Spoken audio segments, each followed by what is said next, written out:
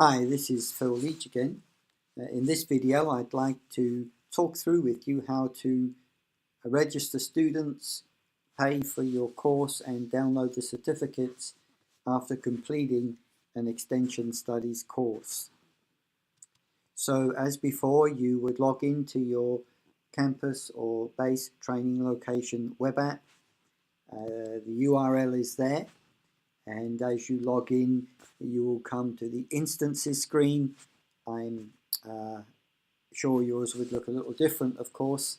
As with these other videos, I'm using the web app for where I'm based, the campus in Nuneaton of England, the King's Lodge.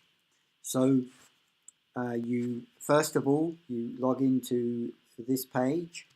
Now, you are on the right page for what we want.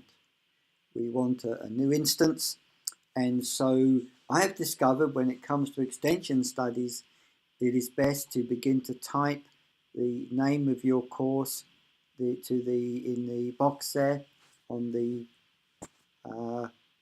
top right, and as you do that and press go, you will find your course. You don't have to necessarily type in the whole of your course name, but you will find it will come. And here we have the course that I've been using for demonstration purposes, Test ES course, January 2018. So then I want you to notice the red dots to the right. That means that this course has not yet been, this instance has not yet been completed.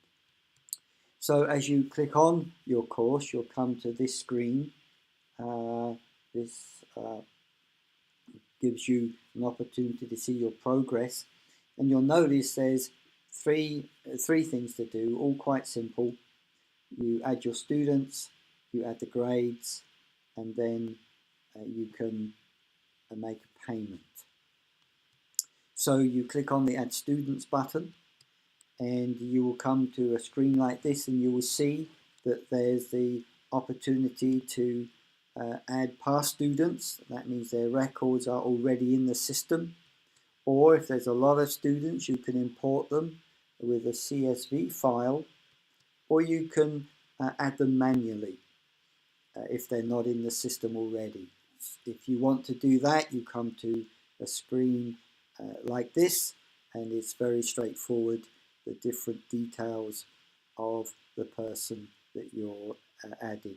Notice that the fields with the red line around them, they are mandatory.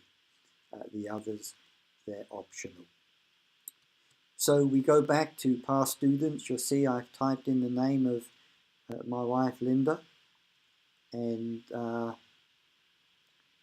as I do that, I find that her details that are already on file come up. Now the reason there's two is because one is her own records. The second is the one that I've added simply because as I'm doing demonstrations, I often use Linda. If you find for a student two records come up, then please be in touch with the records office, because that shouldn't happen.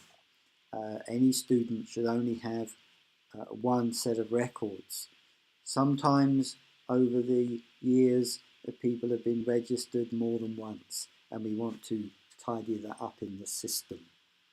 Okay, so you click on the name of your student there by the add button, and then they're added to the list of students. Now you do this to as many students as you want, either finding them in the system or adding them manually until you've completed adding all of your students. When you've done that, you can then go back to the overview. You come to this screen, you'll notice Add Students is now green because you've added your students. So now we go to the grades. With the grades, you come to this screen here, and you'll find the names of your students listed on the left, and you simply select the grade and the grade status. So there's the students.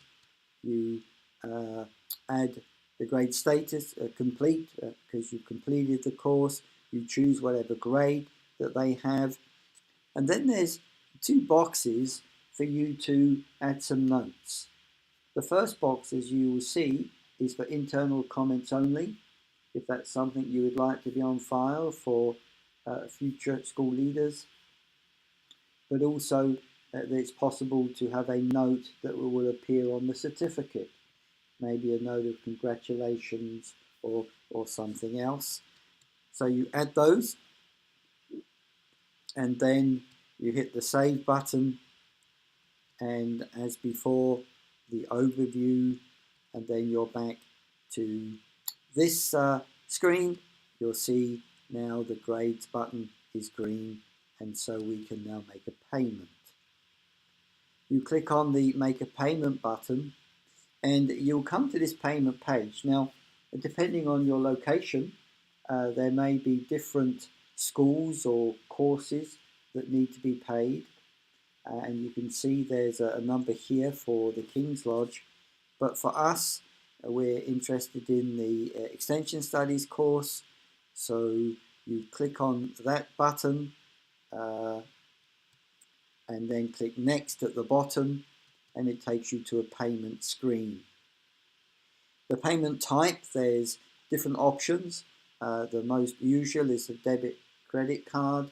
There's PayPal, and there's other means of payment that may serve you better. But I know for many it's the credit card, and so you would fill in the details.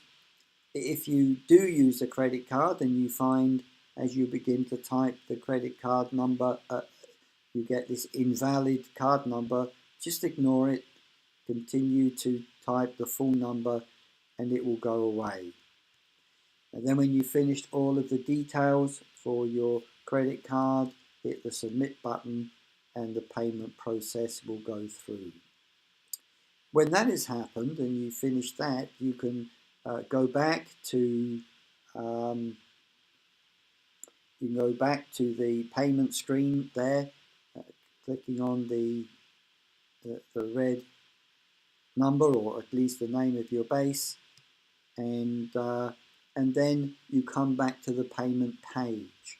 Now you'll notice that our course is no longer listed there because that has been paid, but you're able to click on the history button along the top, and you come to the payment history, and you can choose a recent payment, and you can print off an invoice. And the invoice will look something like this: the details of the course, the amount you paid, and then you have that for your financial records. We then go back to instances, and you will find the instances there for you. You scroll through until you come to the particular date that you have registered your students, and here you'll see February 2018, and the course is there. Do note that the little dots are now green because we've completed the process of registering both the students and the grades. You can click on this course, and you now come to the screen that enables you to submit this instance. You'll notice that the dots are all green. We've completed all this. Scroll down and click the Submit Instance button. You then come to the place where you can download the certificates. When you click on this course in the future, because everything is registered and paid, you're able to come back and download certificates, not just at once, but you can do it again if you ever need to. And so as you download the certificates, you get a choice of language. There's 5 languages at the moment, official languages for the U of N. and so you choose your language and then you download the certificates. And what you will find is that there's a cover sheet there with the details on that. You then have the actual certificate itself that is filled out appropriately, and then there's another sheet for the student, and that this is a sheet that includes any notes that you have wanted to put on the certificate for the sake of the students. So this is the whole process of bringing your course to a good conclusion.